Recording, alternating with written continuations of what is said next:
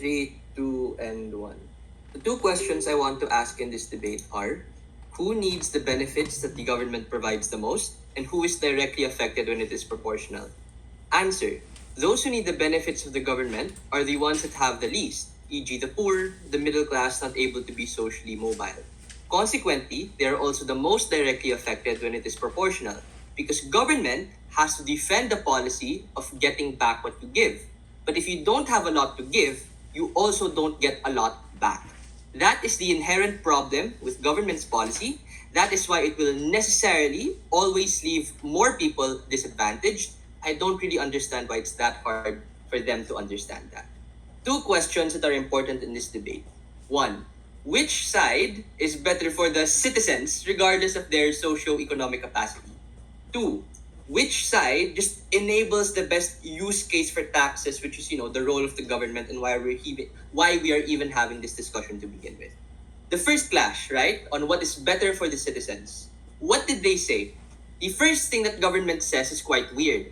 They presume that taxes are the lifeblood of the economy and how they ought to prioritize those who can pay the most taxes. The first response here is to say that it's just not true. The function of taxes is to be a general service that is able to help the poor and marginalized, as to what Matthew said.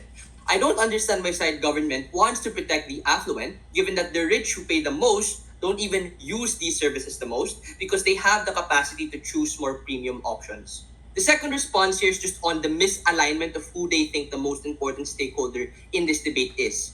Government presumes that the most important stakeholder here is the taxpayer who can pay the most. But it's not true, right? If I had the means to pay the most taxes, I probably have enough money to feel comfortable in myself. So the benefits don't hit me the same way it does hit the poor.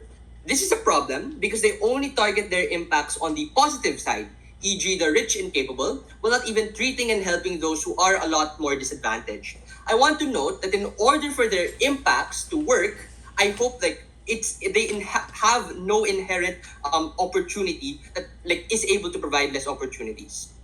It cannot be a trickle-down effect when the motion clearly states that the more taxes you pay, the better your experience is, while the less taxes you pay, the worse you are treated, right? So the trickle-down effect doesn't really work for their analysis. Contrast this with our side, where we prefer taxing an inverse relationship. It's a lot fairer given if they have more capacity to be paid, then also it's not gonna destroy their livelihoods all that much. The second thing they say is on necessity. They say that the rich already does skirt the burden of paying their taxes, which is a problem, so it should be proportional to stop these people from evading these taxes. Plus, it is a lot made to help the poor. The first response is to just say that this is not true for on three levels, right?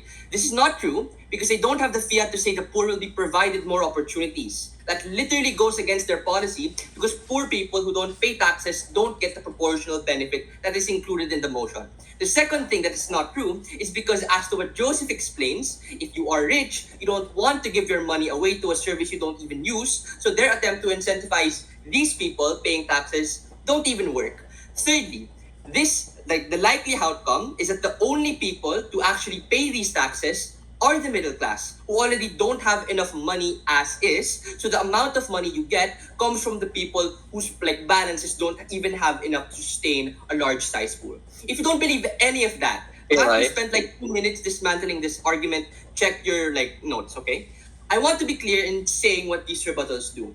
Given that I have rebutted the mechanism that they provided, necessarily, a lot of their material gets put into doubt, and as a consequence, you cannot credit their case fully.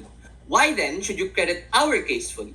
Note the difference between our actual case line versus the case line that government responds to. Because they don't really respond much to a lot, right? Especially in the principle that we provided.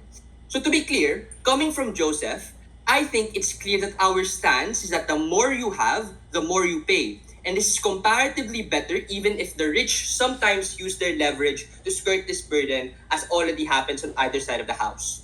Why?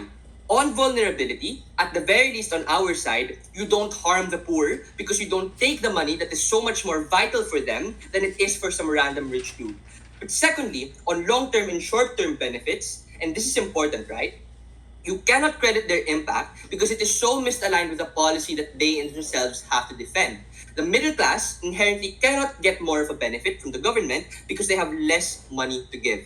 TLDR, they say they embolden the poor. They are wrong because they don't understand how their policy works. We win because we don't disadvantage the poor even further. Before the second class, sure POI. Anyone can concretely see that if you pay 10,000 taxes and you get a 50k health insurance in return, that is a net positive, even for the rich people.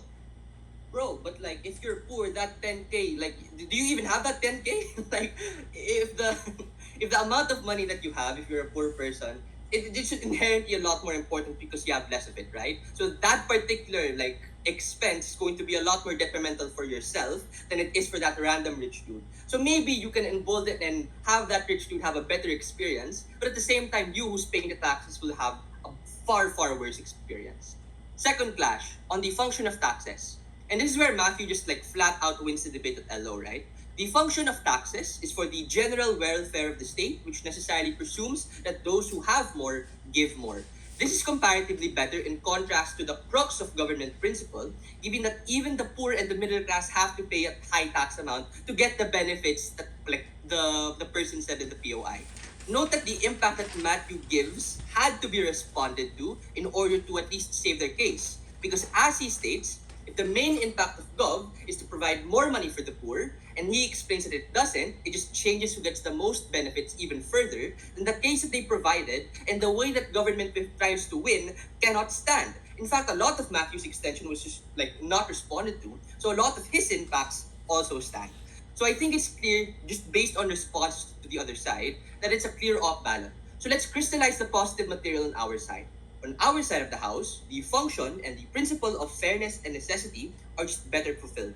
In status quo, it's definitely not perfect. We do agree to that. But the systems in place, as to what Matthew says, contribute to a far more way of arbitrating our stake and those who need this funding the most. On our side of the house, we're just far better able to attain the same benefits that government wants without all of that like disadvantages that they additionally give to the poor.